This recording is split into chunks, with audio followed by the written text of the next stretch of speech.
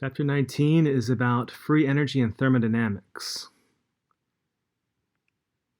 So first law of thermo, you can't win, meaning it's more or less the conservation of energy. So you cannot create or destroy energy. Now, as we build into the second law, the second law is you can't break even. We're going to introduce a concept called entropy.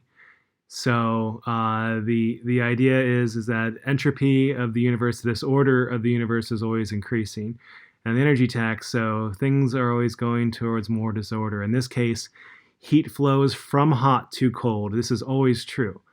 So heat will always flow from a higher temperature to a lower temperature. Things will always flow from high pressure to low pressure, from high concentration to low concentration. So things just tend to be more dispersed. And that's the idea behind entropy, and that is also known as the heat tax or energy tax. So it always goes towards more diffuse.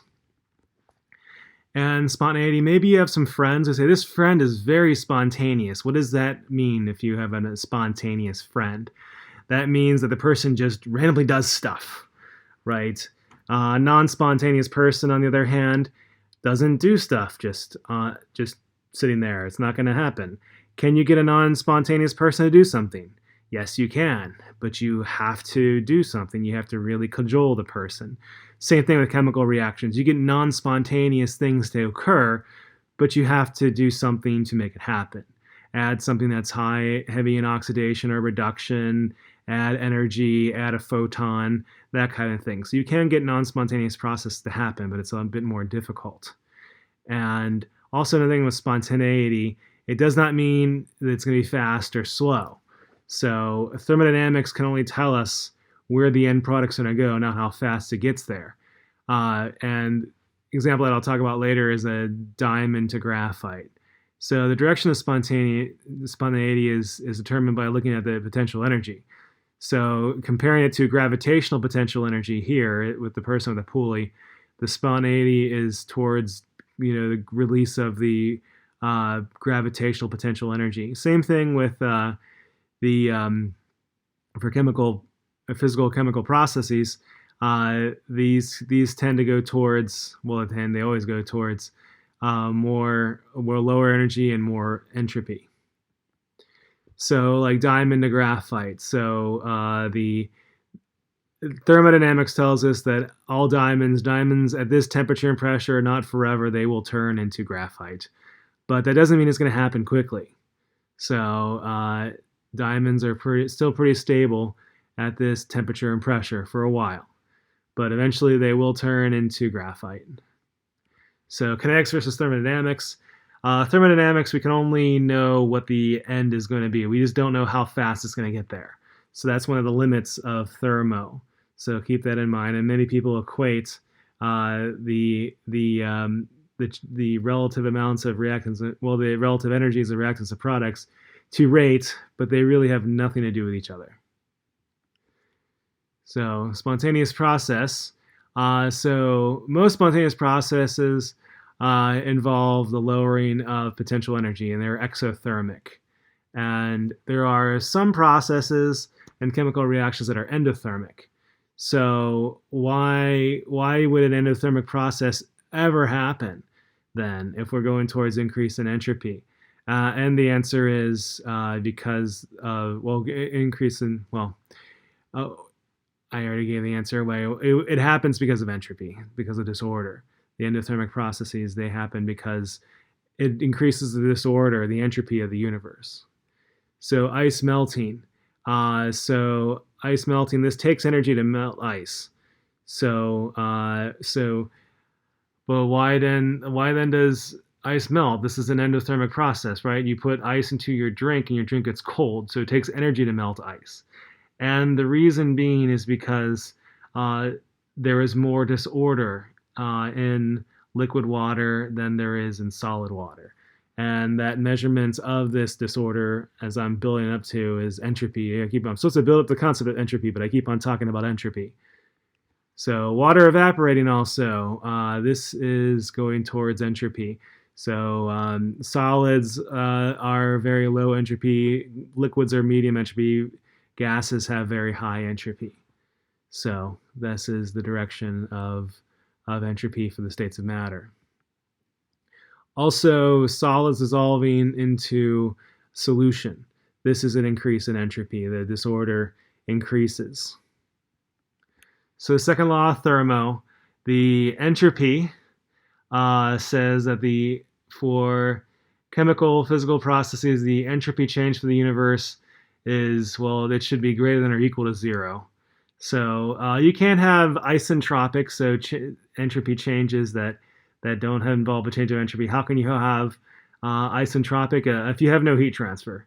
So we'll learn about that later. If something is adiabatic or no heat transfer, it's also isentropic, meaning no change in entropy. And always entropy, always a change. Change is always final minus the initial. Also, entropy is a state function. So what are our state functions? They are path independent. It only matters what the initial and final conditions are. So some of the other state functions, we have internal energy E, we have H that we've talked about. Enthalpy is a state function. Entropy now is a state function. Disorder is a state function. Later on, we'll talk about G, Gibbs free energy. That is also a state function. There's other one. There's Helmholtz free energy, for instance. That's labeled A. We're not going to talk about it in this class, but there are other state functions. So entropy is the amount of disorder. I'm saying that it's a measurement of how many states there are. So the definition, there's actually two definitions of entropy. We'll get over the second one in a little bit. But entropy is defined as K, which is Boltzmann constant, the Boltzmann constant times the natural log of the number of states.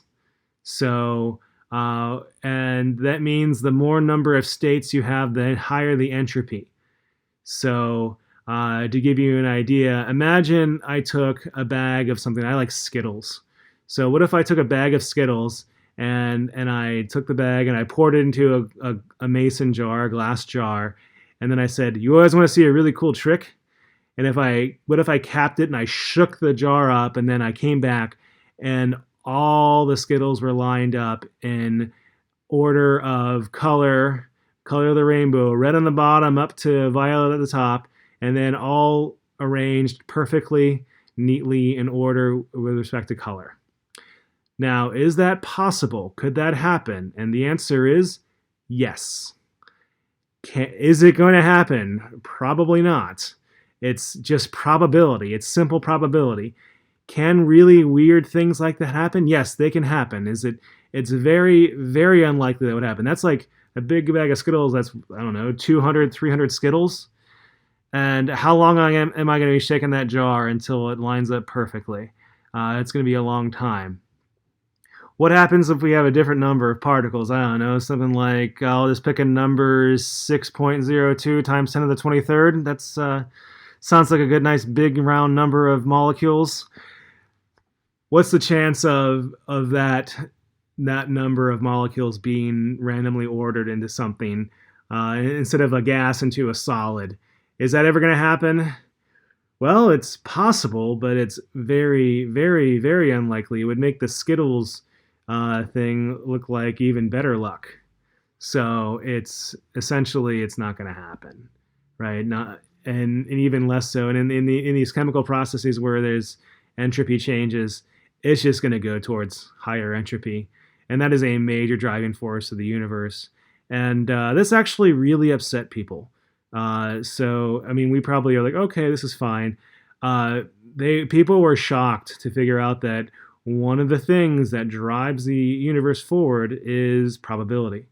It really hurt people's feelings. I thought there was fate, there was some sort of underlying thing. It just turns out to be mathematically simple disorder slash probability. That's one of the major things that rules the universe. So yeah, hopefully you are not disturbed now by the idea that entropy and probability is driving the universe forward.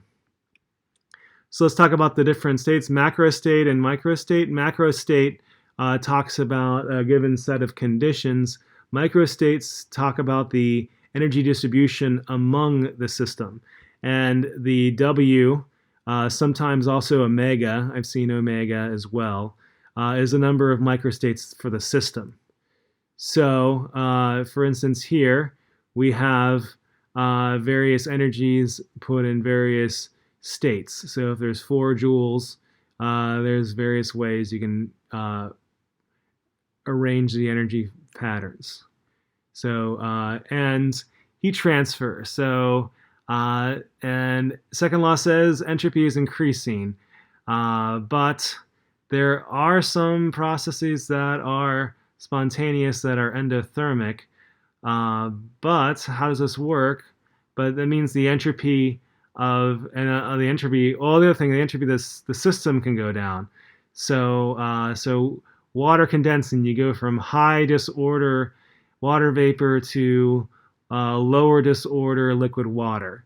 But if you know when steam condenses, it releases the latent heat, that heat of vaporization, and it hurts. It's hot.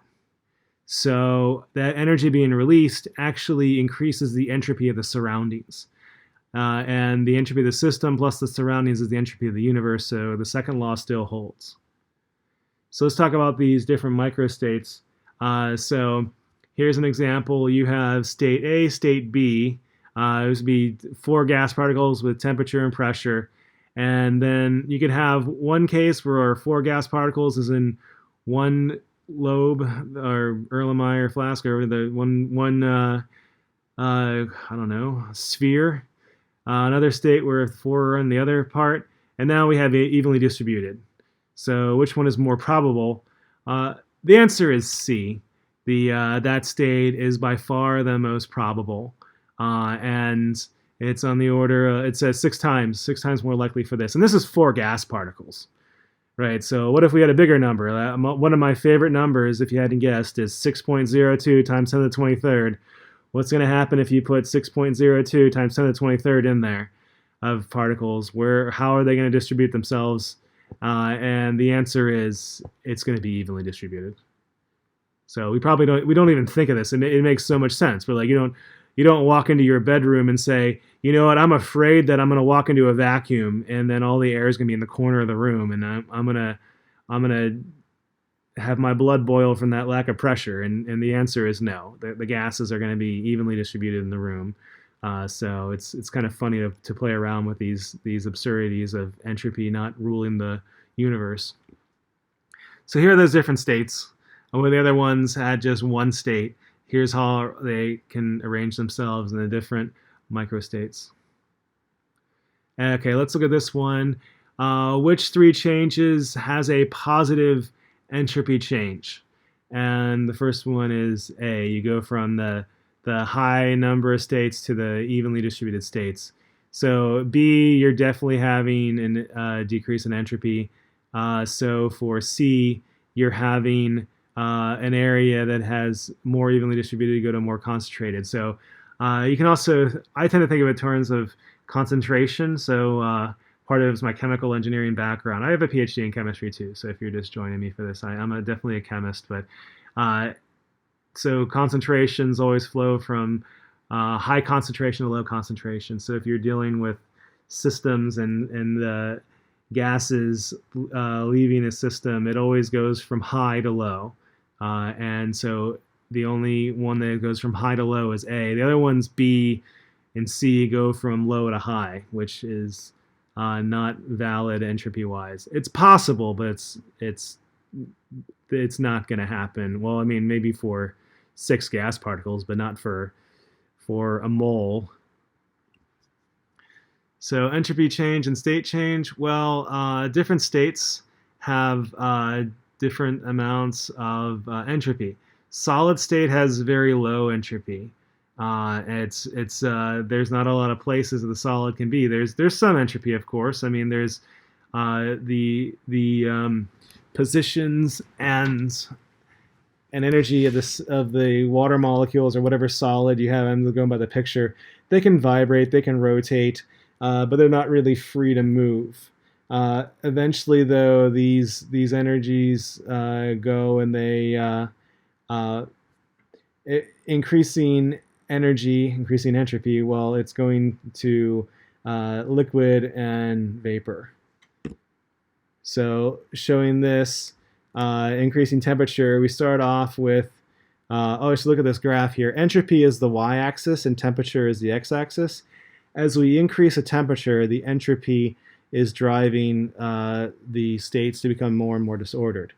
And you're wondering, well, why do we even have solid water? And coming to this, it's a preview. We're going to talk about Gibbs free energy. It's the attraction between the particles, and then that releases the energy. There's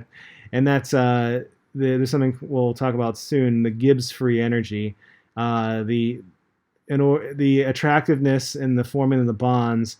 That's what keeps the matter structured. That's why we have solid and liquid matter. Not everything is a vapor. And then this the releasing of energy from that bonding increases the entropy of the universe. So heat transfer. So second law of thermo says that entropy always increases for spontaneous processes. So, but there are some things that are non-spontaneous, like water condensing or water freezing. So obviously it happens, so it's spontaneous. So there has to be something going on, and it's the energy that is released from the bonding. So it has to be exothermic. So for a non-spontaneous, for the system's entropy to decrease, the system has to go through an exothermic process reaction. Because then the entropy, if the entropy of the system goes down, the entropy of the universe and the surroundings has to go up. Otherwise, the process won't happen. So this chart here shows the overall entropy. So if the entropy of the system goes down, the entropy of the surroundings has to more than make up for that. Again, then the entropy of the universe has to increase. If it doesn't, say you have a non-spontaneous reaction or process, then it's just not going to happen. And like for instance, this is for water freezing. For higher temperatures, it's not going to work as well, obviously, because you don't heat up water to freeze it. So heat exchange and entropy change. So as the entropy is released in the surroundings, it's going to increase the entropy of the surroundings. And the other way around, if it's endothermic, if the system absorbs energy, then the entropy of the surroundings goes down. So the overall has to be, of course, the entropy of the universe going up. And the entropy of the surrounding, the change there depends on the original temperature, and also in general, the higher the original temperature, the less effect the additional removal of heat has. Makes sense, because there's more energy, they're not going to notice it as much. Temperature dependence of the heat of the entropy change to the surroundings. So when the higher the temperature, the less of the effect it's going to have. And water freezes spontaneously below 0 degrees Celsius because as the temperature goes down, then that entropy change for the universe to be positive, the temperature has to be low enough. And the entropy, and this also makes sense here, look at the entropy change for the surroundings on the bottom equation here is minus the enthalpy change of the system divided by temperature. So remember, enthalpy change, so negative enthalpy change means exothermic, positive means endothermic. So if it's exothermic, negative delta H, that means it's a minus delta H, and then entropy change is positive. So and entropy going up, that's more spontaneous. And exothermic also, you can see some things that are exothermic and they're increasing entropy. Those are very, very good as far as they're going to happen. Oh, and also another hint with this, the heat flow. Heat flow of the surroundings is opposite that of the system. And I mentioned before, we're talking about the Gibbs free energy. So Gibbs free energy is so the delta G, and Gibbs named it after himself. delta G for the system is the enthalpy change of the system minus the temperature times the change in the entropy of the system. So, and Gibbs, I guess I don't want to go into too much. He was an interesting fellow. I don't know if I'd ever want to meet him per se. There's some scientists I'd love to meet. Gibbs apparently was very socially awkward, and he had a hard time with his social awkwardness. Well, there's other scientists that are actually very, very popular and very well liked, and some were well liked in some areas and hated elsewhere. So Albert Einstein was one. He was loved and adored in the United States, and he was hated in Europe. But anyways, Gibbs, he's a character. He personally, he was very, very socially awkward, and he ran into some trouble with that in his life. But he was brilliant, absolutely brilliant in the realm of thermodynamics, and he definitely deserves the credit in having a variable named after him. But let's look at this. Delta G equals delta H minus T delta S. So this tells you something. So, and if something is if Gibbs energy is negative, it means it's spontaneous, and if Gibbs is positive, it's going to be non-spontaneous. And so that means also. So let's look at something like ice melting. So water has a structure because there's energy involved. There's attractiveness between the intermolecular forces of the water molecule. So that's the enthalpy of having an ice crystal. And then as the temperature increases, though, there's a point where the temperature times the entropy change of the system. So the idea that liquid water has more disorder, eventually that temperature overcomes the bonding, and then the water melts. And the same idea holds then for anything melting or anything boiling or subliming. And the opposite is also true. The temperature drops. Eventually, the enthalpy change of that system will cause it to condense or solidify. So in those physical processes, and this is combined also to chemical processes as well, not just physical processes. So as I mentioned before, delta G is negative. It's spontaneous, and it just depends on the conditions then. And when delta G is 0, I didn't mention this. When delta G is 0, the reaction or system is at equilibrium. So this is amazing. I mean, I know that it's hard to, as you're here, listen to the PowerPoint. This is really, really amazing. Gibbs has really helped us, made life so much easier because of his contribution.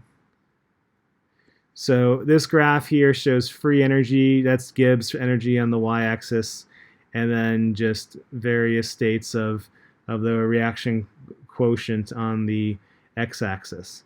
So at equilibrium, delta G is 0, so the change in free energy is 0. So that's what I mean by delta G is 0. And then you have on the left part, you have the Q is less than K. That means that the direction forward is spontaneous. When you have Q greater than K, then the reaction the other way is spontaneous. So and also you can think of it in terms of equilibrium. Remember Q. So for Q greater than K, that means the products are too big, and then you're going to move towards the reactant side. And so you can apply equilibrium concepts to this as well. And also note that free energy, Gibbs and delta G, it's a relative scale. So like enthalpy H is a relative scale. Entropy is absolute. So we'll talk about the absolute entropy coming up with the third law of thermodynamics. So entropy is absolute. Temperature can be absolute. You can have relative temperature scales like Fahrenheit and Celsius, and you can have absolute temperature scales like Kelvin and Rankine. So Rankine is the absolute version of Fahrenheit, if you were wondering. So we have various temperature scales, not just the scientific ones. So this chart here explains certain cases when delta G, delta H, and delta S, what happens. So when delta H is negative and delta S is positive, this means that delta G will always be negative, and these will always happen. Remember, though, we don't know what the rate's going to be. When enthalpy change is positive and delta S is negative, this will never happen spontaneously under normal conditions. Can it happen? Yes, it can. So oxygen does turn into ozone, for instance, but it requires the absorption of a UVB photon. So it doesn't mean a process is not going to happen if it's non-spontaneous. It just means that something has to happen to make it happen. So when enthalpy is negative but entropy is negative, this means that at low temperature it's going to be spontaneous, but at higher temperature, when that temperature delta S term overcomes the enthalpy term, it will no longer be spontaneous.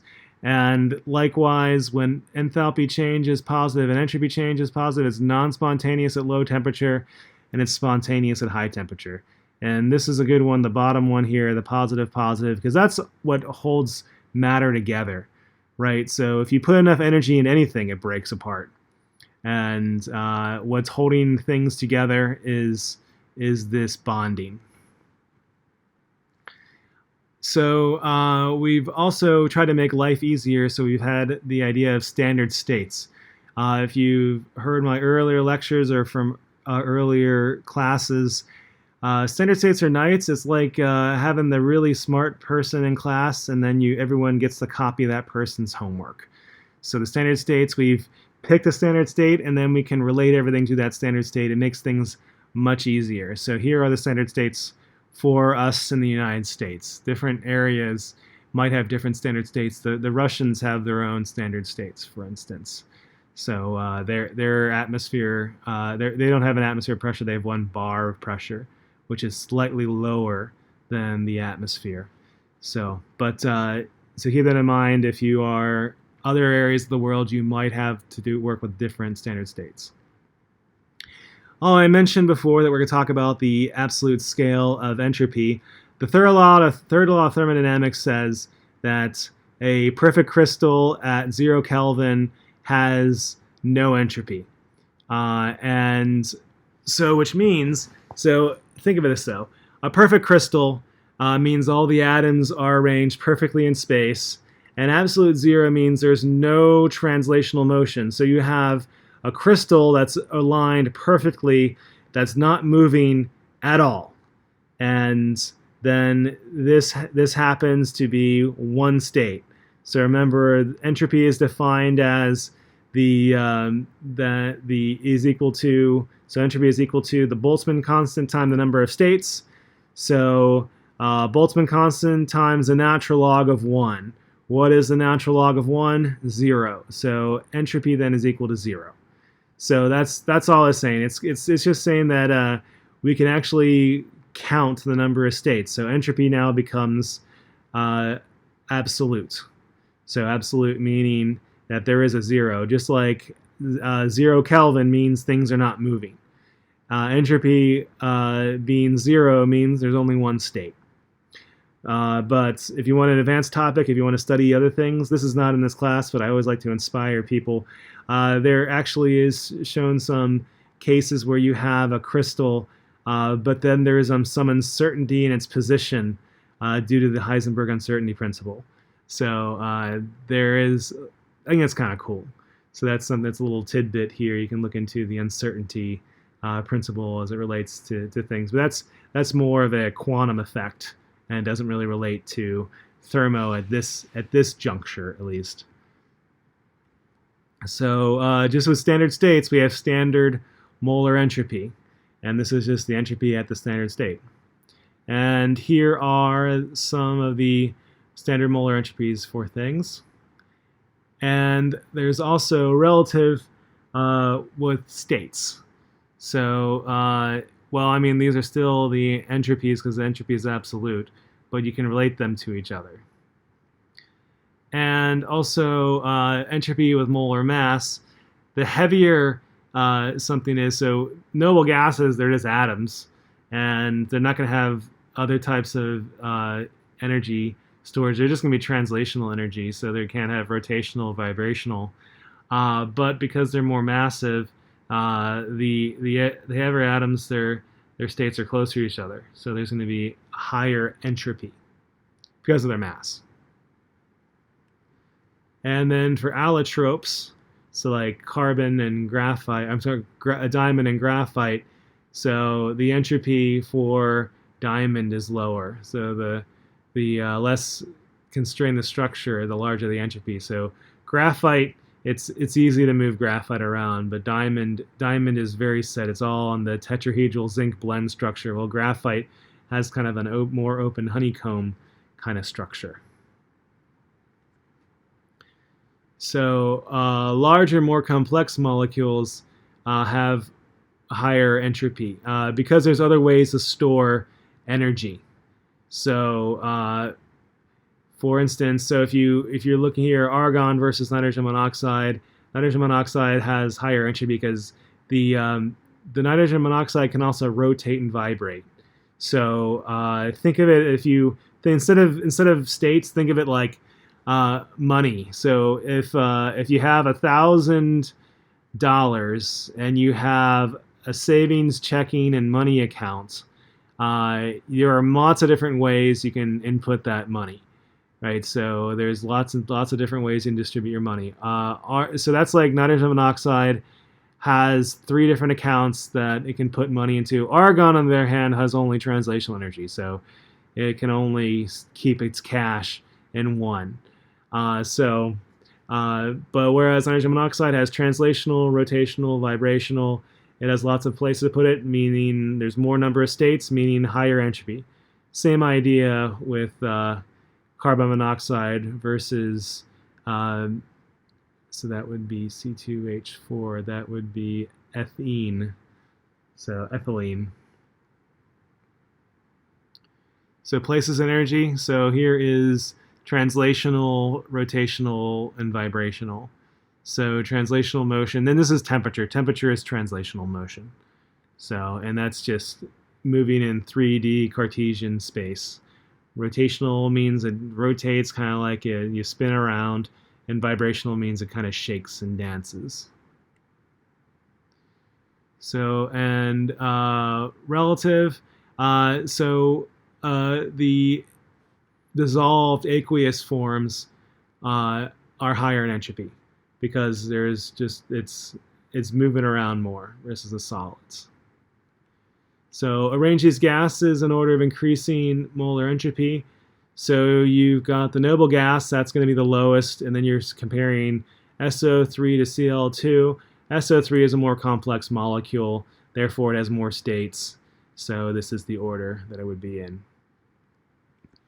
And the standard entropy change, well, if we have standard states, we can look at the overall reaction. The entropy change of the reaction is the sum of the N of P products times the standard entropy for the products minus the number of moles of reactants times the entropy of the reactants. And the number of moles comes from the balanced chemical equation. That N comes from the balanced chemical equation.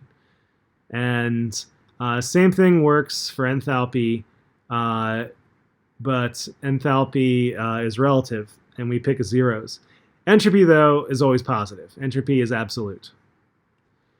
And delta G is the same way. These are all state functions. So energy, enthalpy, entropy, Gibbs energy, these are all standard states. So they're path independent, so we can calculate them any way we want. And then this works for temperatures other than 25 degrees Celsius as well. But this is a good place to start, though, to see if reactions are going to happen. And here are some enthalpies of formation. You can see also here, obviously, Gibbs is relative. Gibbs is a relative scale because it's also related to enthalpy, which is a relative scale too. And relationships I mentioned before, delta G is a state function. If the reaction is reversed, the sign changes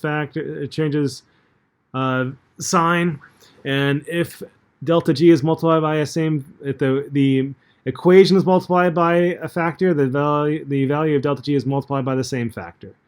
So that means it's extensive. It's not an intensive thing. It matters how much stuff you have.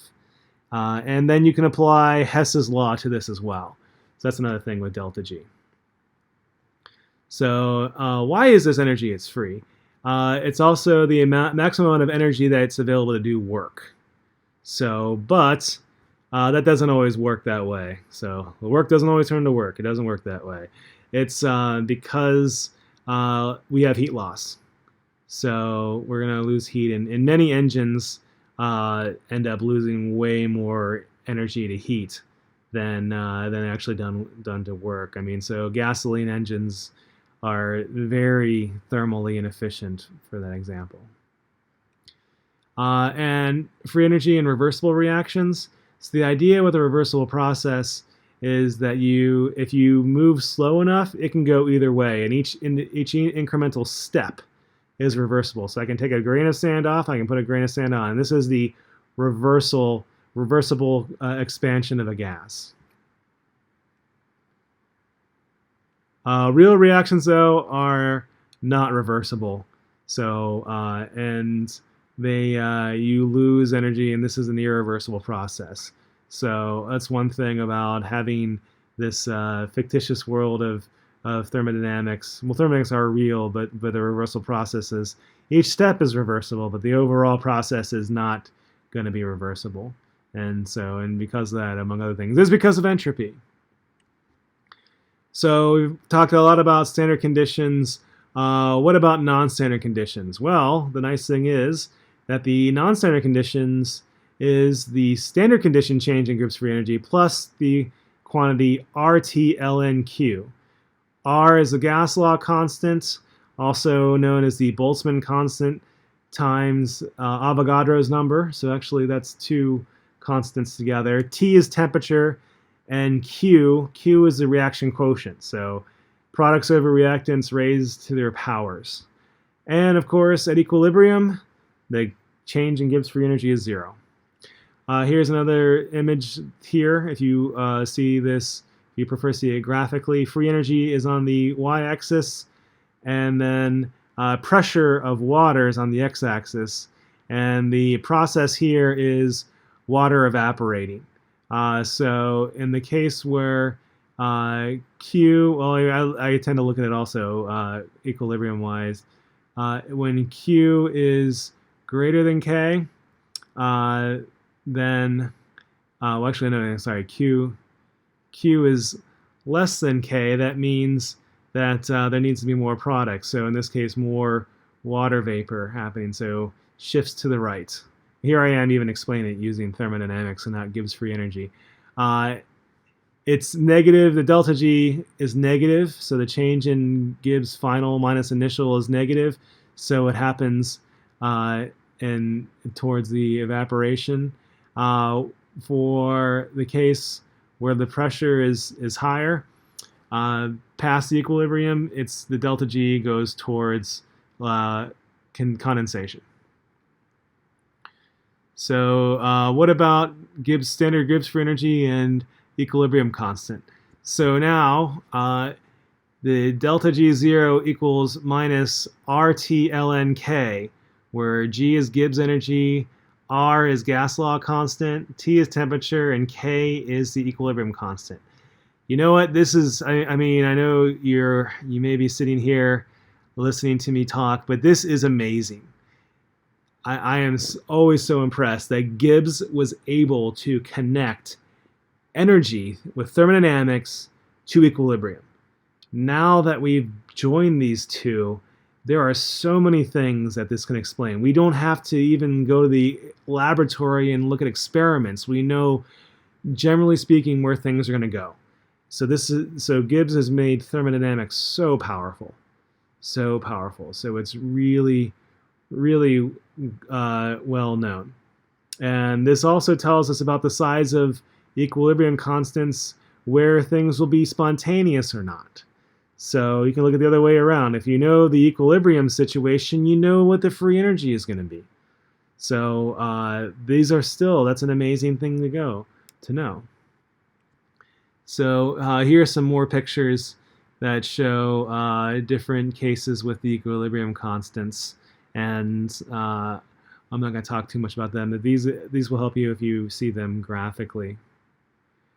So why is the equilibrium constant temperature dependent? Well, look at these two ratios. You have delta G equals delta H minus T delta S, and delta G is minus RT ln K. You can set them equal to each other. So minus RT ln K equals delta H minus T delta S, and then you can divide by R, and then divide by temperature, and then or minus whatever the temperature, and then you get this equation here. The natural log of K is equal to delta H over R over times inverse temperature plus the entropy change divided by R. So you have this equation here. So these equations are important if well, all these thermo equations are important. And when you get into electrochemistry is the next chapter. Next chapter, electrochemistry, these come into play as well. So electrochemistry is tied to thermodynamics and equilibrium. And we are done, and thank you for listening. Please join us next time as we talk about electrochemistry.